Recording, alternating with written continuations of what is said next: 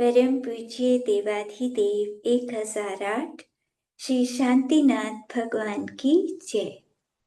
परम पूज्य आचार्य श्री कुंद कुंजी महाराज की जय। परम पूज्य आचार्य श्री विद्यासागर जी महाराज की जय। परम पूज्य आचार्य श्री समय सागर जी महाराज की जय। मुनि श्री प्रणम्य सागर जी महाराज की जय। जिनवानी माता की जय। प्रवचन सार जी में हमने 126 गाथा कल पढ़ी थी, तो आज हम कल वाला रिवीजन करते हैं। पहले 118 से रिवीजन कर लेते हैं। मनुष्य, नारकी, तिर्यंच और देव, ये जो बनता है जीव, तो ये शरीर किसने बनाए? नाम कर्म ने बनाए। और ये मतलब क्या होता है कि स्वभाव को छिपा देता है। नाम कर्म आत्मा के स्वभाव को तो छिपा देता है और बस शरीर ही दिखता है और सब अपने आप को शरीर ही मान लेते हैं। लेकिन चाहे वो कितना भी छिपा ले, आत्मा फिर भी अपने ज्ञान स्वभाव को प्रकट करता है। जैसे अंगूठी में हीरा जड़ा है तो उसके अंदर बंद है, लेकिन फिर भी उसकी ज्योति बाहर प्रकट होती है। उसी तरह जो ज्ञानी होता है वो छिपे हुए आत्मा को भी उसके ज्ञान को प्रकट कर लेता है। प्रति क्षण विनाश और उत्पाद वाले जीव लोक में कोई ना तो उत्पन्न होता है और ना ही कोई नष्ट होता है, क्योंकि जो जीव उत्पाद रूप है वही विनाश रूप है। जो उत्पन्न हुआ तो वो पहले कहीं ना कहीं उसका शरीर नष्ट हुआ, तभी वो उत्पन्न हुआ। तो उत्पाद उत्पाद है, विनाश विनाश है। ये दोनों अलग अलग हैं। तो द्रव्य दृष्टि से तो आत्मा एक है, आत्मा तो वही है, लेकिन पर्याय उसकी अलग अलग है। तो मोक्ष पर्याय ऐसे ही हमारी कभी ना कभी मोक्ष की पर्याय होगी, तो संसार पर्याय का नाश होगा। तो उत्पाद और व्यय चलता रहता है। तो इसी उत्पाद और व्यय में हम एक दिन सतशिला जाएंगे और संसार का व्यय कर देंगे, संसार का नाश हो जाएगा। तो इसी कारण संसार में स्वभाव से अवस्थित ऐसा कोई नहीं। गतियों में भ्रमण करते हुए जीव द्रव्य की क्रिया ही तो संसार है। मतलब संसार के अंदर कोई भी ऐसा नहीं जो अपने स्वभाव में रह रहा हो। सब विभावों में लग रहे हैं, सब चारों गति में भटक रहे हैं। तो चारों गतियों में भ्रमण करते हुए जीव जैसी क्रिया करता है उस तरह की गति में पहुंच जाता है। तो उसकी क्रिया से ही बार बार जन्म मरण होता है। आत्मा कर्म से मलिन होता हुआ कर्म संयुक्त परिणाम को प्राप्त करता है। अब कर्म उदय में आया, राग द्वेष क्रोध कराया, आत्मा ने कर लिया तो क्या हुआ? नए कर्म आकर चिपक गए। बस जितना हम अशुद्ध परिणामों को करते हैं उतने कर्म आ जाते हैं। तो कर्म बंध का कारण यही है, हमारा राग द्वेष क्रोध आदि। परिणाम स्वयं आत्मा है और वह क्रिया जीव के द्वारा रची होने से ऐसी है जीवमयी है और क्रिया को कर्म माना है। तो द्रव्य कर्म का कर्ता तो आत्मा नहीं है। आत्मा जो करता है वो अपने को करता है, जीव के द्वारा वो भाव किया जाता है। तो जीव का कर्म मतलब कर्मों को जीव नहीं करता। द्रव्य कर्म तो अपने आप जीव के निमित्त से बनते हैं। जीव का निमित्त पाकर वो कर्म उस तरह से परिणमन कर जाते हैं। अच्छे या बुरे जैसे भी भाव हो, उस तरह अच्छे या बुरे कर्मों का बंध हो जाता है। आत्मा चेतना रूप से परिणमता है और चेतना 3 तरह की है: ज्ञान चेतना, कर्म फल चेतना। तो ज्ञान में रहना ज्ञान चेतना है, कर्मों को करना कर्म चेतना, और कर्मों के फल को भोगना कर्म फल चेतना। स्व और पर पदार्थों का अवभासन, उनका झलकना ज्ञान है। भगवान के ज्ञान में उनका ज्ञान दर्पण की तरह है और उसमें सब झलकता है, पूरा संसार झलकता है। जीव के द्वारा जो किया जा रहा है वह कर्म है और अनेक तरह का सुख अथवा दुख ये कर्म का फल है। आत्मा परिणाम स्वभावी है। परिणाम ज्ञान रूप, कर्म रूप और कर्म फल रूप होने वाला है। इस तरह ज्ञान, कर्म और कर्म फल सब आत्मा ही है, आत्मा की ही चीजें हैं, ये कुछ अलग नहीं है, आत्मा से अलग नहीं है। कर्ता, करण, कर्म और कर्म का फल सब कुछ आत्मा है।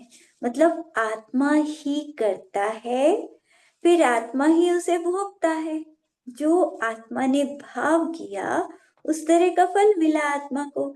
तो आत्मा भाव करता है, कर्मों को नहीं करता, अपने भावों को करता है। तो इसी बात को कल हम पढ़ रहे थे, तो इसको थोड़ा समझते हैं कि जैसे स्फटिक मणि होती है, स्फटिक मणि के सामने जब्बा कुसुम लाया जाए, एक फूल लाल रंग का वो लाया जाए, तो वो स्फटिक मणि बिल्कुल लाल हो जाती है, बिल्कुल लाल लगती है। तो उसी तरह से अब तक मैंने राग द्वेष किया, क्रोध किया, तो मैं संसारी ही रहा, क्रोधी। जिस समय क्रोध किया तो मैं क्रोधी हुआ, मान किया, मानी हुआ, माया की तो मायावी हुआ। जैसा परिणाम करता था, मेरे पूरे आत्मा के प्रदेश उसी तरह से विकार रूप परिणमन कर जाते थे। ऐसा नहीं कि क्रोध सिर्फ एक प्रदेश में झलकेगा, सारे असंख्यात प्रदेशों में क्रोध झलकता है। जब क्रोध करते हैं तो पूरे आत्मा में क्रोध ही क्रोध। तो वास्तव में जब संसार में था, जब मैंने मतलब अज्ञान दशा में क्रोध आदि किया, तो उस समय कोई मेरा था क्या? कोई मेरा नहीं था, मैं अकेले ही करने वाला था, अकेले मैंने किया और अकेले ही फिर उसका फल भोगा। दुख जो मिला वो मैंने ही तो किया था पहले, मैंने अपना कर्म किया और उसके फल दुख को भोगा। अगर मैं आत्मा का ध्यान करता तो फिर आनंद रूपी फल को भोगता। तो क्या कहते हैं कि जैसे स्फटिक मणि, अगर उसके सामने से वो जपा कुसुम हटा ले तो स्फटिक मणि अपने निर्मल रूप में आ जाती है, फिर वो लाल रंग नहीं दिखेगा, वो अपने बिल्कुल स्वच्छ दिखेगी। तो ऐसा ही तो मैं मोक्ष को चाहने वाला, मैं भी तो ऐसा चाहता हूँ कि मेरे आगे ये जो कर्म मुझे राग द्वेष क्रोध कराते हैं ये सब हट जाएं, सब यहाँ से हटे, तो मैं उस स्फटिक मणि की तरह निर्मल हो जाऊंगा। तो अब मैं चाहता हूँ कि मुझे मोक्ष मिले, मेरा ये राग द्वेष हटे। तो इस मुमुक्षु दशा में वास्तव में मेरा कोई भी नहीं है, अभी भी मैं अकेला ही स्वतंत्र रूप से अपने चैतन्य स्वभाव का करता हूँ।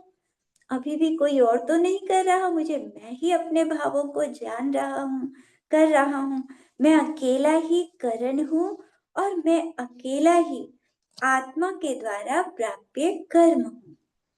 तो मैं अकेला ही विशुद्ध चैतन्य परिणमन स्वभाव का निष्पाद्य अनाकुलता लक्षण वाला सौख्य नाम का कर्म फल हूं कि अगर मैं ध्यान करूंगा, मैं मोक्ष को चाहूंगा, जितना ध्यान में बैठूंगा, अपनी शांति में रहूंगा, तो आगे भी सुख मिलेगा, आगे भी शांति रहेगी।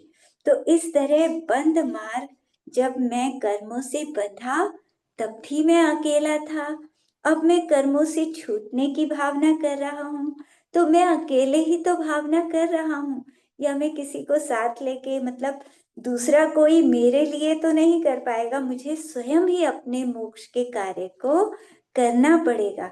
तो अकेले ही आत्मा की भावना करनी है मुझे ध्यान में बैठकर, एकत्व परिणमन के उन्मुख परमाणु की तरह। किसी समय पर द्रव्य रूप परिणति नहीं होती। तो मैं अकेला जब अपने आत्मा का ध्यान करता हूँ अकेले बैठकर, तो जैसे एक छोटा सा परमाणु अकेले घूमता है उसकी तरह मुझे अपने आप को चिंतन करना है, जैसे वो पूरे संसार में अकेला घूमता है, ऐसे आज तक मैं भी तो अकेला घूमा। किसी को साथ लेकर तो जा नहीं सकता कि मृत्यु हो रही है, चलो मेरे साथ। किसी को घर में कह के देख लेना कि चलो मेरे साथ चलो, मैं अकेला कैसे जाऊँगा नई-नई जगह पर? तो कोई भी साथ चलने को तैयार नहीं होगा, हमें अकेले ही जाना पड़ेगा। पत्नी अ, अगर पति से कहे, क्या कहे?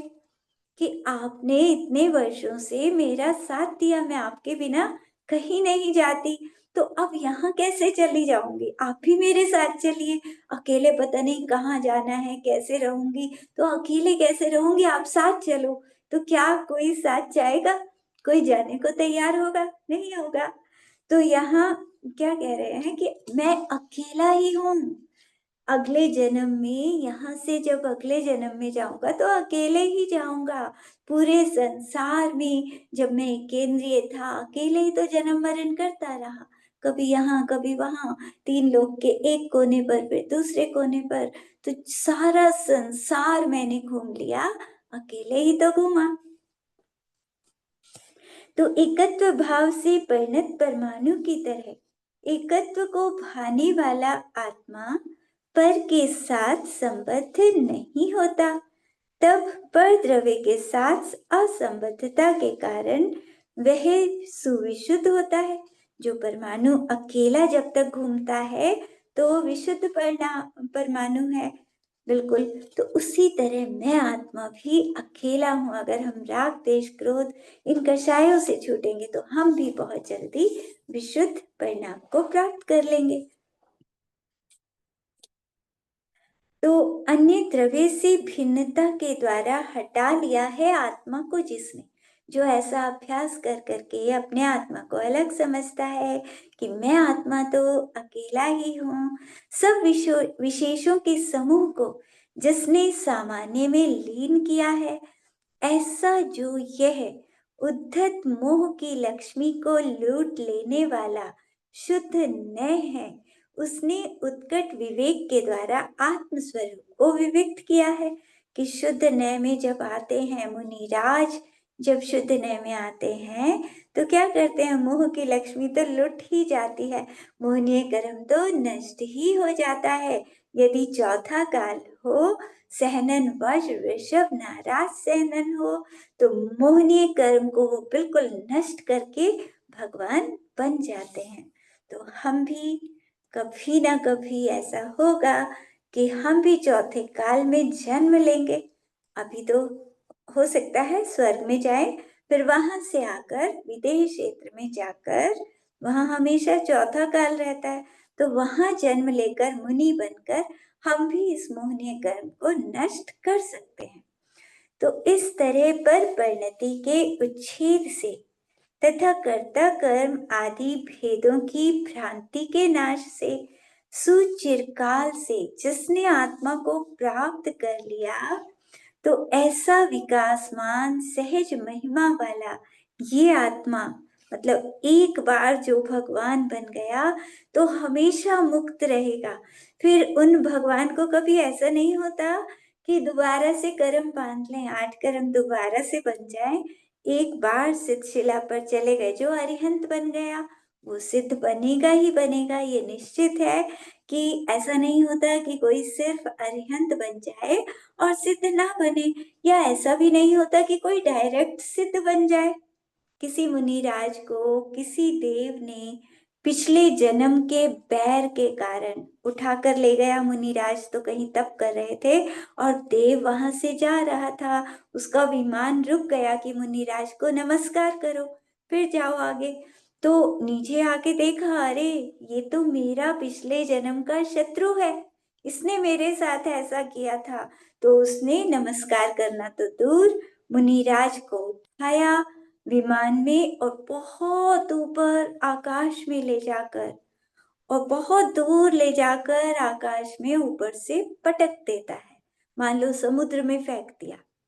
अब समुद्र में ऊपर से गिरते गिरते हो सकता है कि आकाश में ही केवल ज्ञान प्राप्त कर लें, मुनिराज तो अपने ध्यान में लीन है, फेंक रहा है तो कोई बात नहीं, मेरा पिछले जन्म का कोई वो होगा बैर, मैंने उसका कुछ बिगाड़ा होगा इसीलिए वो ऐसा कर रहा है। तो मुनिराज तो उसके प्रति क्षमा का भाव रखते हैं, तो ऊपर से गिरते गिरते आकाश में ही केवल ज्ञान को प्राप्त कर लेते हैं। और कोई मुनिराज ऐसा भी होता है कि समुद्र के पानी में डूबते चले गए, डूबते डूबते में अंदर गहराई तक पहुंचते पहुंचते उन्होंने छपक श्रेणी लगाई और एकदम ऊपर आकाश में पहुंच गए। अरिहंत बनते ही आकाश में विराजमान हो जाते हैं। और अगर कोई मुनिराज, उनकी आयु पूरी हो रही है, तो अरिहंत बनने के बाद फिर से ध्यान लगाते हैं विपरीत क्रिया निवृत्ति। पहले सूक्ष्म क्रिया प्रतिपाती ध्यान लगाएंगे जो अरिहंतों का ध्यान होता है, और फिर विपरीत क्रिया निवृत्ति इस ध्यान को लगाकर सिद्धशिला पर पहुंच जाते हैं। तो पहले तो अरिहंत बनना ही बनना है, चाहे कोई बहुत जल्दी भी सिद्ध बन जाए, लेकिन पहले अरिहंत बने, अरिहंत बनकर ध्यान लगाया, फिर सिद्ध बने। तो क्रम यही है कि सबको पहले अरिहंत बनना पड़ता है, फिर सिद्ध बन जाते हैं।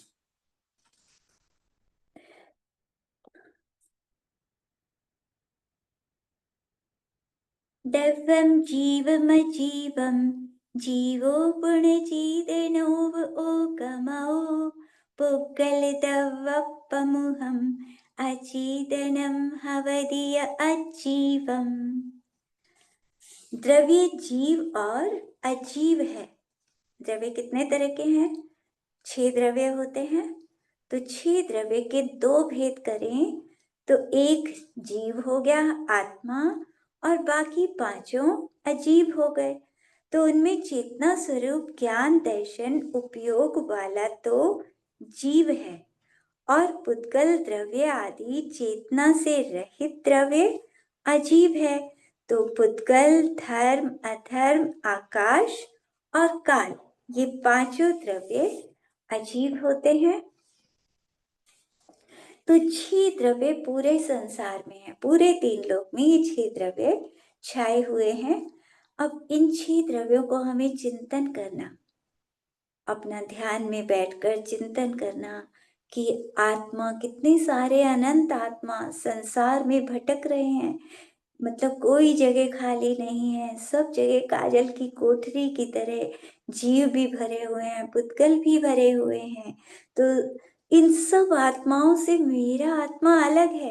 अपने आप को सारे आत्माओं से अलग चिंतन करना है कि इनका आत्मा मेरा आत्मा नहीं है, मेरा आत्मा इनका नहीं, इनका आत्मा अलग है, मेरा अलग है। जैसे दीपक अलग अलग होते हैं, ऐसे मैं अलग दीपक की तरह अलग आत्मा हूँ।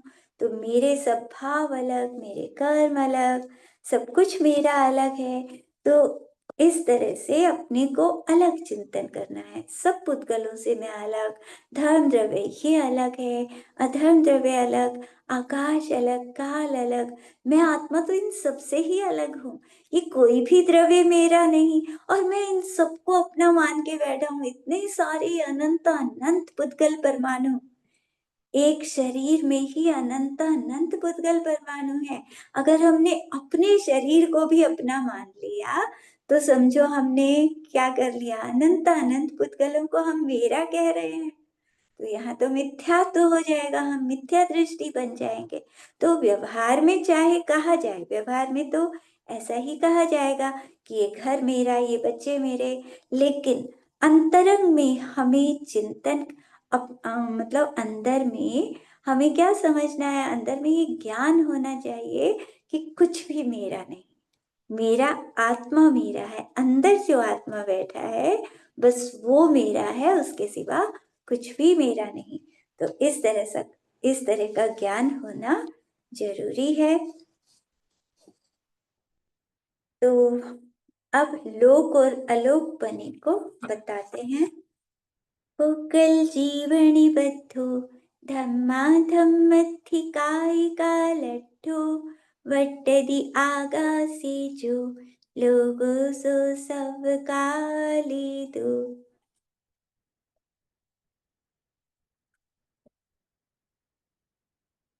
आकाश में जो भाग पुद्गल और जीव से निबद्ध है, मतलब जितने आकाश में पुद्गल और जीव हैं तथा धर्मास्तिकाय अधर्मास्तिकाय और काल द्रव्य से युक्त है, जितने आकाश में धर्म द्रव्य अधर्म द्रव्य काल द्रव्य हैं, वह सदा ही लोक है।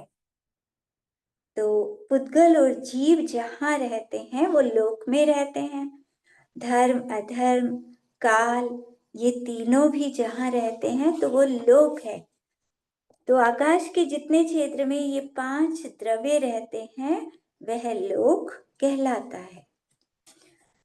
और जिस आकाश में जीव पुद्गल नहीं जा सकते, आकाश मतलब 3 लोक के बाहर कोई जीव नहीं जा सकता, कोई पुद्गल भी नहीं जा सकता 3 लोक के बाहर। धर्म अधर्म आकाश काल ये भी सब अंदर ही रहते हैं, बाहर कोई नहीं जा सकता। ये तो खैर चलते ही नहीं है, धर्म अधर्म आकाश काल तो जहाँ है वहीं रहते हैं। तो आकाश तो बाहर है, आकाश तो बाहर 3 लोक के बाहर सिर्फ एक ही द्रव्य है, आकाश द्रव्य। बाकी सब द्रव्य 3 लोक के अंदर रहते हैं। तो सिद्ध भगवान जो जाते हैं सिद्ध शिला पर, 3 लोक में सबसे ऊपर पहुंच जाते हैं, वो और ऊपर क्यों नहीं जाते? सिद्ध भगवान है, सबसे बड़े भगवान बन गए, तो उनको रोकने वाला कौन है? वो तो जा सकते हैं, आलोक आकाश में चले जाना चाहिए। तो वो इसीलिए नहीं जाते क्योंकि धर्म द्रव्य नहीं है। हमें चलने में तो धर्म द्रव्य सहायता करता है ना, जीव पुद्गलों को चलने में धर्म द्रव्य की सहायता से चलते हैं सब।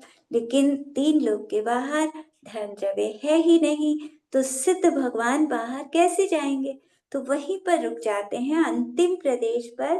ऊपर से जो सिर की साइड होती है वो अंतिम प्रदेश पर सिद्ध भगवान, ऊपर से सब बराबर होते हैं, नीचे से छोटे बड़े होते हैं। जैसे कोई 500 धनुष के सिद्ध भगवान है, मतलब जो अंतिम शरीर होता है तो उसी आकार में आत्मा रहता है सिद्ध शिला पर। मान लो 525 धनुष के सिद्ध भगवान, तो 525 धनुष के ऐसे लंबाई में खड़े हुए हैं, खड्गासन से है उनका आत्मा, मतलब लास्ट में वो खड्गासन में खड़े हुए थे, तो उनका आत्मा भी वहां जाकर खड्गासन में ही रहेगा। तो ऊपर से तो सिर सबका बराबर, नीचे से वो 525 धनुष तक उनके पैर नीचे तक रहते हैं। अब किसी के मन में ऐसा तो नहीं आ रहा कि अरे वहां खड़े रहना पड़ेगा, थक जाते होंगे भगवान, तो कैसे खड़े रहेंगे इतने अनंत काल तक? और खड़े रहना, थकता कौन है? शरीर थकता है, और शरीर तो है ही नहीं वहां पर, वहां तो सिर्फ आत्मा है। तो आत्मा कोई थकता नहीं है, ऐसा मत सोचना कि हम थक जाएंगे, वहां तो आनंद ही आनंद है पूरे आत्मा के प्रदेशों में। वो तो आत्मा है हवा की तरह, उसका थकने का कोई काम ही नहीं। थकने वाला शरीर तो छोड़ ही दिया ना, शरीर में से तो आत्मा निकल कर चला गया, तो कोई दुख का काम वहां है ही नहीं। तो ऐसा मत सोचना कि अरे कैसे रहेंगे सिद्ध शिला पर, तो आराम से रहेंगे वहां बहुत। तो इस तरह से आकाश के असीम परिमाण, आकाश बहुत बड़ा है, पहले तो 3 लोक में बहुत बड़ा, और फिर अलोकाकाश, वहां भी आकाश ही आकाश, और 3 लोक इतना बड़ा। तो क्या होता है कि हम कितने क्षेत्र को जानते हैं? 3 लोक तो बहुत बड़ा है। हम क्या है कि जिस शहर में हम रहते हैं, तो पूरा हमारा देश, चाहे वो इंडिया है चाहे कोई और देश है, तो हर देश, मतलब वो देश बड़ा है उस क्षेत्र से। फिर पूरे विश्व को देखें, पूरा विश्व तो और भी बड़ा है। तो ये सारा विश्व भरत क्षेत्र के आर्यखंड में आ गया। और भरत जम्बू द्वीप में भरत क्षेत्र तो बहुत ही छोटा सा 190वां भाग, बहुत छोटी जगह पर है। तो पूरा जम्बू द्वीप तो बहुत बड़ा हो गया। अब जम्बू द्वीप मध्य लोक के अगर सारे द्वीप को देखें तो असंख्यात द्वीप समुद्र, जम्बू द्वीप तो उसके सामने बहुत ही छोटा है। असंख्यात द्वीप समुद्र तो बहुत बड़े हैं, तो संसार कितना बड़ा हो गया। अब 3 लोक का यदि नक्शा देखें, उसमें मध्य लोक तो बिल्कुल छोटा सा है, मध्य लोक तो एक राजू का बहुत थोड़ा सा, और तीन लोक इतना बड़ा, तो कितना बड़ा संसार है। इतने बड़े संसार में मैं कितने क्षेत्र को जानता हूँ? मैं तो थोड़े से स्थान को ही जानता हूँ, कुछ शहरों तक सीमित हूँ, कुछ देश तक सीमित हूँ। तो ऐसे थोड़े से क्षेत्र से क्यों मोह करना? तो मोह नहीं करना चाहिए, ठीक है, जितना जानने में आ रहा है उसे जाना, लेकिन उससे मोह ना करके अपने आत्म प्रदेशों से प्रेम करना। अंदर में अपने आत्मा के प्रदेश, अरे मेरा आत्मा का वैभव इतना बड़ा, तीन लोग और मेरा आत्मा इतना बड़ा। अंदर जो आत्मा बैठा है शरीर के अंदर, अभी तो वो शरीर के आकार जितना है, लेकिन अगर वो फैल जाए तो कितना बड़ा, पूरे तीन लोक के जितना बड़ा भगवान हमारे अंदर बैठा है। तो बहुत आनंदित हो जाना कि मैं कोई ऐसा नहीं हूँ, छोटा मोटा नहीं हूँ, मैं स्त्री नहीं हूँ, मैं कुछ भी नहीं हूँ, मैं तो भगवान जैसा आत्मा हूँ। तो अपने को कमजोर नहीं समझना, मैं तो अनंत शक्तिशाली तीन लोक का भगवान बनूंगा। ऐसी शक्ति मुझ में है, ऐसा आत्मा मेरे अंदर बैठा है। तो अपने आत्मा के वैभव को देखना, ध्यान में बैठकर इतना बड़ा आत्मा, इतना बड़ा भगवान मेरे अंदर बैठा हुआ, और मुझे आज तक पता ही नहीं था। अनादिकाल से भटकता रहा, शरीरों को अपना मानता रहा, आत्मा का कभी ज्ञान ही नहीं किया। तो अब महान पुण्य के उदय से ये ज्ञान मिला कि मैं आत्मा कैसा हूँ। उपादठिदिभङ्गा पुकल्जीवपगस्य लोकस्य परिणामादो जायन्ते संघादादो च भीदादो। पुद्गल जीवात्मक लोक के परिणमन से और मिलने और पृथक होने से उत्पाद, द्रव्य और व्यय होते हैं। ये पुद्गल और जीव क्या है?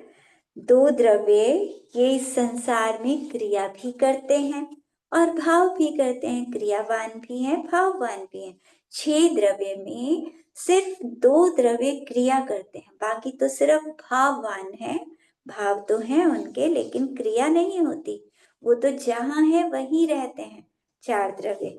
लेकिन जीव और पुद्गल सब जगह घूमते रहते हैं, इधर से उधर, पूरे 3 लोक में। तो सब द्रव्यों में कुछ द्रव्य क्रियावान और भाववान हैं, कुछ द्रव्य सिर्फ भाववान हैं।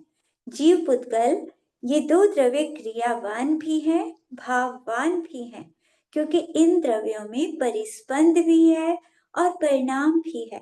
धर्म, अधर्म, आकाश, काल, ये 4 द्रव्य सिर्फ भाववान हैं, क्योंकि इनमें परिस्पंदन नहीं होता, सिर्फ परिणमन होता है।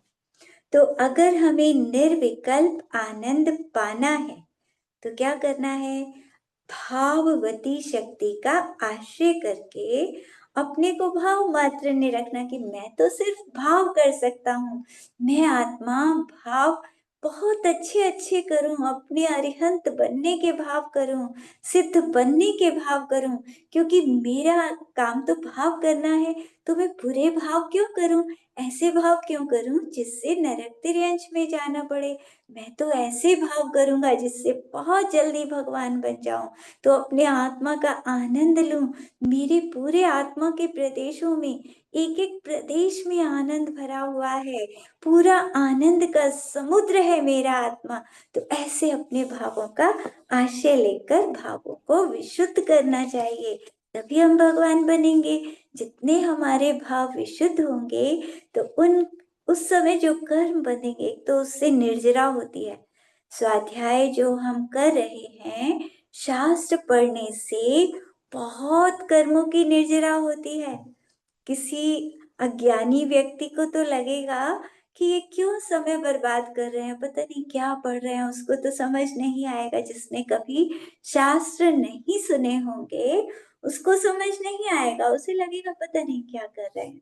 लेकिन जो जिनको समझ में आता है, और जब पढ़ेंगे तो धीरे-धीरे आएगा ना समझ में, कि कोई नया होगा एकदम समझ में नहीं भी आए, 1-2 लाइन भी समझ में आ जाए, वो पता नहीं कब काम आ जाए। एक लाइन भी सुनी हुई कभी भी काम आ सकती है। जैसे एक चोर था, उसकी माँ ने उसे चोरी करना सिखाया बचपन में, एक पेंसिल चोरी कर लाया वो स्कूल से, तो माँ बड़ी खुश हुई कि अच्छा है मेरा बेटा चोरी करके लाया, उसे बहुत प्यार करने लगी। उसने सोचा कि ये तो मुझे रोज़ लाना चाहिए, माँ उससे बहुत ज़्यादा प्यार करती है, तो वो रोज़ चोरी करके लाने लगा दूसरों की चीज़ें। धीरे-धीरे ऐसे ही वो बड़ा होकर चोर बन गया। तो चोर बन गया तो एक बार वहाँ पर महावीर भगवान का समव शरण आया, उस समय की बात है ये। तो उसकी माँ को बड़ी चिंता हो गई कि ये महावीर भगवान तो चोरी करने को मना करते हैं। अगर मेरे बेटे ने सुन लिया, तो वो चोरी करना छोड़ देगा। फिर ये मेरे पास इतना-इतना अच्छा सामान कैसे आएगा? तो उसने अपने बेटे से बोला कि बेटा, उस पर्वत पर महावीर भगवान का समव शरण लगा हुआ है। तू अगर वहां से निकलेगा, क्योंकि समव शरण के बाहर भी आवाज जाती थी, दूर दूर तक आवाज सुनाई देती थी। तो माँ ने कहा कि बेटा तू वहां से जाएगा तो दोनों कान बंद करके जाना। वो बोला ठीक है। अब जब भी वो वहां से निकलता दोनों कानों को बंद करके निकलता। एक बार क्या हुआ, एक दिन उसके पैर में कांटा चुभ गया। कांटा चुभा तो अब एक हाथ से कांटा निकाला उसने, तो एक कान से उसको अब भगवान की वाणी सुन गई। तो उसमें क्या आ रहा था कि देवों की परछाई नहीं होती। तो उसने कांटा निकालकर जल्दी से अपना कान बंद कर लिया। तो सिर्फ इतनी सी लाइन सुन पाया कि देवों की परछाई नहीं होती। तो एक बार अब सब लोग वहां चोरी करने से परेशान थे कि वो चोरी करता था। वो बहुत होशियार चोर था, पकड़ में भी नहीं आता था, बिना गलती के सजा कैसे दे। तो एक बार किसी तरह से उसे पकड़कर उन सब ने प्लानिंग बनाई, राजा वगैरह ने, कि हम ऐसा दिखाएंगे, इसको बेहोश कर देंगे और ऐसा दिखाएंगे कि ये स्वर्ग में पहुंच गया और अपनी सच्चाई बताओ तो ये सब सच्चाई बता देगा। तो बिल्कुल स्वर्ग का वातावरण बना दिया उसे पकड़कर बेहोश करके, और जैसे ही होश में आया तो उसे लगा कि मैं स्वर्ग में आ गया हूँ, इतना अच्छा वहां का वातावरण। तो वो कहते हैं कि देखो तुम स्वर्ग में आ गए हो, और तुम अपने बारे में बता दो, तुमने पिछले भाव में जो जो किया है। तो वो एकदम बताने लगा था। जैसे ही बताने लगा तो एकदम उसे दिख गई कि अरे इन सब की तो बहुत बड़ी-बड़ी परछाई है। उनकी परछाई दिख गई और उसे याद आया कि मैंने तो महावीर भगवान की बात सुनी थी, एक लाइन, कि देवों की परछाई नहीं होती। तो इसका मतलब राजा ने कोई चाल चली है मुझे पकड़ने के लिए, ताकि मैं सच बोल दूं और मुझे सब पकड़ लें। तो उसने कुछ भी नहीं बताया। तो राजा को छोड़ना पड़ा, क्योंकि उसने कुछ बताया ही नहीं, कोई गलती दिखी ही नहीं उसकी, तो कैसे पकड़ते। तो अब उसने सोचा कि महावीर भगवान की सिर्फ एक लाइन सुनने से आज मैं मृत्यु से बच गया, नहीं तो मेरी मृत्यु ही हो जाती, फांसी की सजा मिलती। मैं तो बता देता सारी बात स्वर्ग समझकर। तो उसने सोचा मुझे तो महावीर भगवान के पास जाना चाहिए, अगर मैं उनकी पूरी वाणी सुन लूं तो मेरा तो कल्याण ही हो जाएगा। वो सीधा जाता है महावीर भगवान के समर शरण में और उनकी वाणी को सुनकर अपना कल्याण करता है, आगे चलकर मुनि भी बनता है।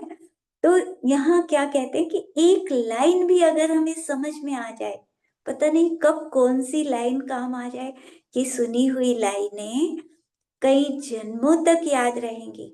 और अगले जन्म में कब कैसी परिस्थिति हो और उस समय कोई लाइन यहाँ की सुनी हुई हमें याद आ गई, और उसके दम पे हम सम्यक दर्शन प्राप्त कर लें, भगवान बन जाएं। तो इसीलिए हमें सुनना अवश्य चाहिए, कब भी समझ में आए तब भी सुने। और जब रोज सुनेंगे तो कुछ तो समझ में आने ही लगेगा, धीरे धीरे आएगा लेकिन आएगा। और बात तो ये हमारी ही चल रही है ना, हमारे आत्मा की ही तो बात चल रही है।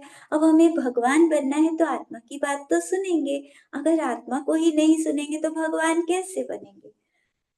तो कहते हैं आगे, कि जिन लिंगों से द्रव्य जीव और अजीव के रूप में ज्ञात होता है। ये गाथा हमने शायद नहीं पढ़ी, 1 मिनट गाथा पढ़ लेते हैं। लिंगे हिम जे हिम दवम जीवमजीवं च हवदि विन्नादं ते तद्भाव विसिद्धा मुत्ता मुत्ता गुणाणीया। जिन लिंगों से द्रव्य जीव और अजीव के रूप में ज्ञात होता है, वे तद्भाव विशिष्ट उस स्वरूप से युक्त मूर्त अमूर्त गुण जानने चाहिए। तो जिन लक्षणों से पता लगता है ना कि आत्मा के लक्षण क्या है, जानना देखना। पुद्गल का लक्षण स्पर्श रस गंध वर्ण, तो ये इनके गुण होते हैं। द्रव्य के जो लक्षण है वो उसके गुण हैं। तो द्रव्य और गुण अलग अलग तो होते नहीं, द्रव्य में ही गुण होते हैं, लेकिन जो द्रव्य है वो गुण नहीं, जो गुण है वो द्रव्य नहीं होता, उसी में है। तो जिस द्रव्य का जो स्वभाव है, उस द्रव्य की उस तरह से विशिष्टता होती है। तो हमें मूर्तिक और अमूर्तिक दोनों तरह से द्रव्यों को जानकर, कि मूर्तिक तो पुद्गल है, जो आंखों से दिखता है सब मूर्तिक है, और आंखों से जो नहीं दिखता बाकी पांचों द्रव्य अमूर्तिक हैं। तो उनसे उपयोग हटाकर, चाहे मूर्तिक हो चाहे अमूर्तिक, दोनों से हटकर हम बस अपने आत्मा का ध्यान करें, भगवान जैसे अपने आत्मा का सम्मान करें। हमारे अंदर इतना बड़ा भगवान बैठा है और हम उसका ध्यान ही नहीं करें, तो हमने तो इतने बड़े भगवान का अपमान कर दिया। भविष्य के भगवान हमारे अंदर, और हम उनके लिए समय ही नहीं निकाल रहे, उनका ध्यान ही नहीं कर रहे। तो करना चाहिए। अब मूर्तिक और अमूर्त गुणों का लक्षण व संबंध कहते हैं। मुत्ता इंद्रिय गेच्छा पुगल्दवप्पगा अनेक विधा दवाणं मुत्तानं गुणा अमुत्ता मुनि दवा। इंद्रिय ग्राह्य पुद्गल द्रव्यात्मक अनेक प्रकार के गुण मूर्तिक जानने चाहिए। हमें इंद्रियों से क्या दिखता है? पुद्गल दिखता है, आत्मा तो दिखता नहीं, कब निकल के चला जाता है। कोई मरता है तो उसका आत्मा निकल के भी चला जाता है, हमें पता भी नहीं लगता। जैसे जीवंदर कुमार थे, कुत्ते को नमोकार मंत्र सुनाते रहे, उसका आत्मा तो जाके देव भी बन गया, उनको तो पता ही नहीं लगा। तो आत्मा दिखता नहीं है, दिखता क्या है? सिर्फ पुद्गल, पूरा संसार पुद्गल है और कुछ भी नहीं है। क्या देखूं पुद्गलों को, क्यों इसमें आसक्ति करूं? तो पुद्गल के सिवा तो कुछ हमें दिखता ही नहीं। अनंत परमाणुओं से मिलकर बने ये सारे पुद्गल हैं। एक छोटा सा कुछ धूप में छोटे छोटे कण उड़ते हुए दिखते हैं, वो भी अनंत परमाणुओं के स्कंद होते हैं, तब जाकर हमें दिखते हैं। तो पुद्गल के गुण मूर्तिक होते हैं और अमूर्त द्रव्यों के गुण अमूर्तिक जानने चाहिए। तो बाकी 5 द्रव्यों के गुण अमूर्तिक हैं, क्योंकि वो भी नहीं दिखते और उनके गुण भी हमको नहीं दिखेंगे।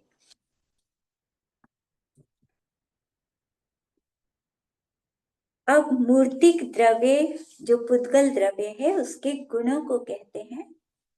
मुत्ता इंद्रिय गेच्छा पुगल्दवप्पगा अनेक विधा दर्वाणं मुत्तानं गुणा अमुत्ता मुनि दवा। सूक्ष्म से लेकर पृथ्वी पर्यंत के सब पुद्गल के वर्ण रस गंध और स्पर्श गुण होते हैं, और जो विविध प्रकार का शब्द है वह पौद्गलिक पर्याय है। तो सूक्ष्म से पृथ्वी तक, मतलब जितने भी परमाणु हैं उनके स्कंद हैं, तो छोटे से लेकर बड़े स्कंद तक सबके अंदर कौन से गुण हैं? स्पर्श रस गंध वर्ण, ये 4 ही तो गुण हैं। ये चारों गुण हर पुद्गल में पाए जाते हैं, बिना इनके तो वो पुद्गल होता ही नहीं। तो ऐसे ही हमारा आत्मा सबकी आत्मा में ज्ञाता दृष्टा जानना देखना ये चलता ही है, चाहे कम चले चाहे ज्यादा चले, लेकिन जानना तो रहता ही है। तो वर्ण रस गंध और स्पर्श गुण सब पुद्गलों में होते हैं, और जो विविध प्रकार का शब्द है ये पौद्गलिक पर्याय है। जो शब्द होते हैं ये भी पुद्गलों के टकराने से निकलते हैं, तो ये भी पुद्गल हैं, उनकी पुद्गल की पर्याय है ये शब्द। तो पर्याय का लक्षण अनित्यत्व, पर्याय तो हमेशा रहती नहीं, लेकिन गुण, गुण का लक्षण नित्यत्व है। यदि शब्द पुद्गल की पर्याय हो तो वह पृथ्वी स्कंद की तरह स्पर्शन आदि इंद्रियों का विषय होना चाहिए। फिर शब्द को हम छू कर जान पाते कि शब्द कैसा है, ठंडा है या गर्म है तो शब्द को तो हम छू कर नहीं जान सकते। तो पुद्गल की, हाँ, क्या है कि ये पर्याय है, मतलब जो पुद्गल होते हैं ना, तो उनको, उनके अंदर क्या है, पुद्गल की जो पर्याय है वैसे क्या कहते हैं कि गुण तो देखो चारों होते हैं हमें, पुद्गल की कोई भी पर्याय है, स्पर्श रस गंध वर्ण, वो बात अलग है कि हम ना जान पाए, हमारे अंदर इतनी शक्ति नहीं होती कि हम हर पुद्गल की छोटे छोटे भावों को जान सकें। जैसे जल है, तो पानी में क्या होता है, स्पर्श रस गंध वर्ण। तो स्पर्श तो ठीक है हम जानते हैं, रस वो भी हम चाख के देख लेते हैं कि कैसा पानी है, बढ़िया है या खारा है, और गंध वो हम नहीं जान पाते पानी में, और वर्ण वो भी हमें दिखता है। तो जल जो है वो घ्राण इंद्रिय का विषय नहीं है, हम उसकी खुशबू को नहीं जान पाते। अग्नि, ना तो हम उसकी खुशबू को जान पाते हैं और ना ही उसका स्वाद जान पाते हैं, अग्नि को तो मुंह पे ही नहीं रख सकते, तो स्वाद कैसे जानेंगे। तो ये विषय नहीं है, मतलब अग्नि में क्या ऐसा है कि उसमें स्वाद ना हो, पुद्गल में तो होता ही है ना, स्पर्श रस गंध वर्ण चारों होते हैं, जो भी पुद्गल होगा उसमें चारों गुण होंगे। एक भी पुद्गल ऐसा नहीं कि जिसमें ये चारों गुण ना हो, चाहे हमें दिखे या ना दिखे, लेकिन अंदर वो गुण होते हैं। इसी तरह वायु, हवा जब चलती है तो हवा में तो फूलों की खुशबू आ रही है, वो बात अलग है, लेकिन खाली हवा, जो सिंपल हवा चलती है, उसकी खुशबू को तो हम नहीं जान पाते, नाक से सूंघ नहीं पाते, हम उसका स्वाद भी नहीं चख पाते, हम आंखों से देख भी नहीं पाते। तो क्या ये गुण उसमें है नहीं, हवा में चारों गुण है, स्पर्श रस गंध वर्ण। तो ऐसा नहीं है कि पानी में गंध ही नहीं है, पानी में गंध होती है, अग्नि में भी गंध होती है, और रस भी होता है, उसका कोई ना कोई स्वाद भी होता है अग्नि का, हम नहीं जान पाए, वो हमारी कमजोरी है कि इस इंद्रिय ज्ञान से हम नहीं जान पाते, भगवान अतीन्द्रिय ज्ञान से जान लेते हैं सब। वायु में गंध रस और वर्ण ये हम नहीं जान पाते, लेकिन चारों ही होते हैं उसमें। तो क्योंकि सब पुद्गलों में स्पर्श आदि चतुष्क स्वीकार किया है कि जितने भी पुद्गल हैं, पूरे 3 लोक के अंदर जितने पुद्गल हैं, सब में स्पर्श रस गंध वर्ण ये चारों हैं। ऐसा नहीं कि किसी में एक हो या किसी में दो हो, ऐसा बिल्कुल भी नहीं होता। जैसे चंद्रकांत मणि, उससे जो पानी निकलता है, तो उस मतलब चाहे उसमें गंध आ नहीं रही, लेकिन गंध तो है, कोई ना कोई गंध तो उसमें रहेगी। तो इसी तरह अग्नि और उदर वायु, हवा जो होती है, पेट के अंदर जो उदर वायु होती है, तो गंध रस वर्ण उसमें भी है, अव्यक्त है, हमें दिखता नहीं है, हम नहीं जान पाते, लेकिन चारों गुण पुद्गलों में होते हैं। तो यहाँ शब्द भी पुद्गल की पर्याय ही है।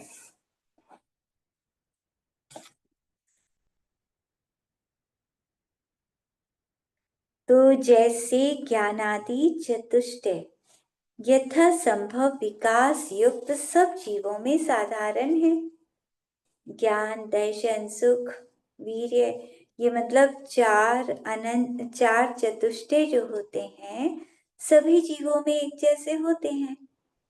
ऐसा तो नहीं कि ज्ञान और दर्शन ना हो। हर जीव में जहां आत्मा होगा, चाहे वो थोड़ा सा जानेगा तो है। निगोदिया में भी निगोद जीव भी बना तो वहां भी थोड़ा सा तो ज्ञान होता ही है। तो उसी तरह ये पुद्गलों में भी स्पर्श, रस, गंध, वर्ण चारों होते हैं। जैसे मुक्त जीव में जो मोक्ष में चले गए, उनके अंदर अनंत ज्ञान आदि चतुष्टय, अतीन्द्रिय ज्ञान गम्य, उनके अनंत ज्ञान आदि को कौन जानता है? अतीन्द्रिय ज्ञान जानता है, अनुमान व आगम गम्य है वो। हम शास्त्र पढ़कर जानते हैं कि अनंत सिद्ध भगवानों को कितना आनंद है, उनका कैसा ज्ञान है, कैसा दर्शन है, सारा संसार झलक रहा है। तो इसी तरह जो शुद्ध परमाणु द्रव्य होता है, उसमें भी चार चतुष्टय स्पर्श, रस, गंध, वर्ण पाए जाते हैं। तो ये भी जैसे मतलब हम जीवों के अंदर जो ज्ञान दर्शन है वो हर कोई जान नहीं सकता, हमें तो नहीं पता लगता, दिखता तो नहीं। अतीन्द्रिय ज्ञान से भगवान जानते हैं। तो इसी तरह परमाणु में भी स्पर्श, रस, गंध, वर्ण को भगवान जानते हैं, या हम अनुमान लगा लेते हैं, या शास्त्र पढ़ के जान लेते हैं। जो शास्त्र में पढ़ा, जो जिनेंद्र भगवान ने कहा, वो बिल्कुल सत्य है, उसमें कोई शंका नहीं। जैसे संसारी जीव में राग आदि स्नेह, अगर राग करता है, स्नेह करता है, तो उसका ज्ञान आदि अशुद्ध हो जाता है राग द्वेष के कारण। इसी तरह ये जो स्कंद बनता है परमाणु, तो वो भी अशुद्ध हो जाता है। अब स्कंद में बहुत सारे परमाणु जुड़ जाते हैं, तो जब वो अकेला हो जाता है परमाणु तो शुद्ध बन जाता है। उसी तरह आत्मा भी जब अकेला अपने आत्मा का ध्यान करता है तो ज्ञानादि चतुष्टय शुद्ध हो जाते हैं, उसकी शुद्धता होती है। जैसे जीव की नर, मनुष्य या नार की ये पर्याय विभाव पर्याय है, इसी तरह जो शब्द है वो पुद्गल द्रव्यों की विभाव पर्याय है। विभाव कहा शब्द को। तो हमें क्या करना है? स्थिर शांत उपयोग के लिए जितना भी सब कुछ दिख रहा है या नहीं दिख रहा, उससे हमें क्या करना? हमें तो अपने आत्मा को देखना है। तो आंखें बंद करके अपने आत्मा में उपयोग लगाकर आत्मा का ध्यान करना। ठीक है। जावानी के ज्ञानते शिथिलोक सुवानी मस्तक जड़ो सदा दे धुक। ये जिनवानी भारती तो ही जबु दिन रैन, जो तेरी शरणा गए सो पावे सुख चैन।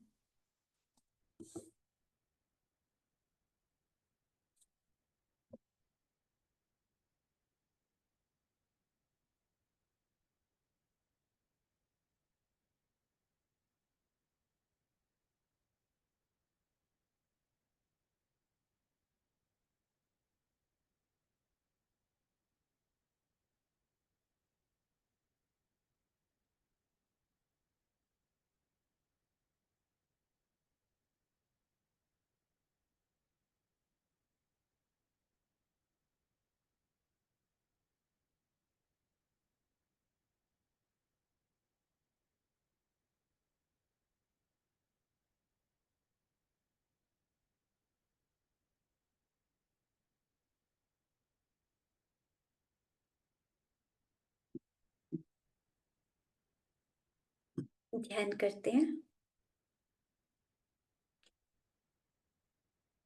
चिंतन करेंगे। तीन लोग, बहुत बड़ा, जो हम कल्पना में सोच भी नहीं सकते। ये जो हमें आकाश दिखता है, ये आकाश तो बहुत ऊंचाई तक है। सूरज चांद जहां दिखाई दे रहे हैं, सूरज चांद से तो कई गुना ऊपर तक सुमेरु पर्वत है। ये सूरज चांद तो बहुत ही नीचे हैं, सुमेरु पर्वत बहुत ज़्यादा ऊँचा है और जहाँ वो खत्म होता है वहाँ स्वर्ग शुरू होते हैं। आकाश में बहुत ऊपर जाकर स्वर्ग, फिर ग्रैवयक, अनुदेश, अनुत्तर, बहुत ऊपर का आकाश तो हमें दिखता भी नहीं।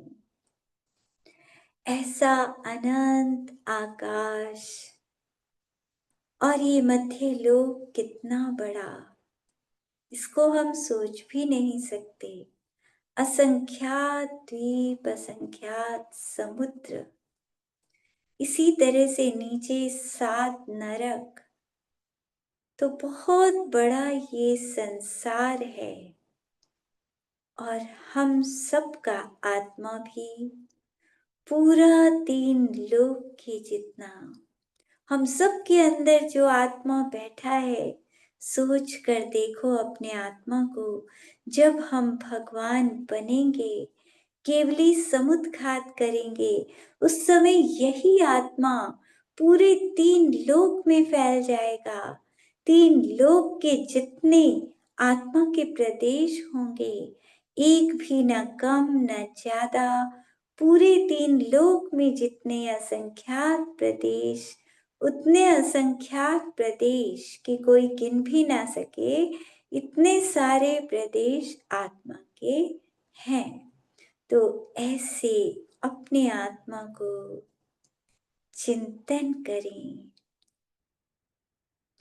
एक भविष्य के भगवान मेरे अंदर बैठे हैं। शरीर को तो भूल ही जाएं, इतने बड़े भगवान अंदर बैठे हैं, तो मैं शरीर को क्यों चिंतन करूं? आत्मा को चिंतन करूं। मेरे भगवान, मेरे भविष्य के भगवान, परम शांत स्वरूपी, हमेशा जो शांत अपने आनंद में रहते हैं, ऐसे मैं भगवान बनूंगा। मेरा आत्मा ऐसा अरिहंत बनेगा जो हर समय आनंद में दशा होगी। सिद्ध भगवान बनेगा, यही आत्मा बनेगा। पूरे 3 लोक के जितना बड़ा आत्मा, ऐसा मेरा आत्मा। अपने आत्मा को सबसे अलग चिंतन करना है, क्योंकि जब मैं भगवान बनकर सारे 3 लोक में फैलूंगा, तो उस समय मेरा आत्मा सबसे अलग होगा। किसी से मोह नहीं, कोई मेरा नहीं। मैं जब अकेला मुनि बनकर ध्यान करूंगा, तभी तो भगवान बनूंगा। तो जब मुझे अकेले ही सिद्ध शिला पर जाना है, अकेले ही भगवान बनना है, तो पर से बहुत ज्यादा मोह नहीं करना। कर्तव्य सबके प्रति करना है। घर में हम रहते हैं, हमारा जो कर्तव्य है वो करें, लेकिन मोह ना करें। शांत स्वरूपी अपने आत्मा में उपयोग को लगाएं। एक एक आत्मा का प्रदेश, सबका उपयोग, पूरे आत्मा का उपयोग जिनवानी की बातों में, आत्मा की बातों में है। उपयोग बाहर आना ही नहीं चाहता, बस ऐसे ही बैठा रहूं, आनंद में डूबा रहूं, आत्मा का आनंद लेता रहूं। परम शांत स्वरूपो हम, परमानंद स्वरूपो हम, सहजानंद स्वरूपोऽहम्।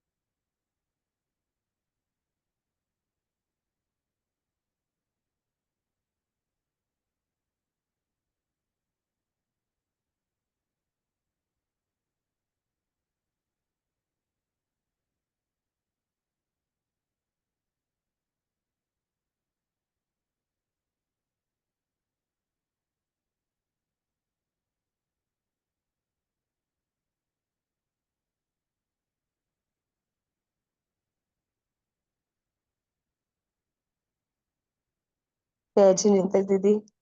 जय जिनेन्द्र। हम्म, कैसे हो आप? जय जिनेन्द्र, सबको जय जिनेन्द्र। ठीक हूँ मैं। समझ आ रहा है ठीक? हाँ जी, बहुत बढ़िया, बहुत ही बढ़िया। हाँ, जैसे मैंने बताया ना, जितना भी समझ आए तो वो कभी ना कभी काम आ जाएगा। और अभी हाँ कोई जी। चीज नहीं भी समझ में आएगी ना, कभी हाँ समय जी। क्या जब होगा तो अपने आप वो सब सुनी हुई बातें समझ में आ हाँ। जाएगी कि हमने ऐसा सुना था तो ये चीज ऐसे है। हम्म, ठीक है। आप मंदिर में बैठे हो ना? हाँ हाँ, मंदिर में हूँ, दर्शन कराऊं? हाँ, यही कहना था। भगवान के दर्शन करा देती हूँ।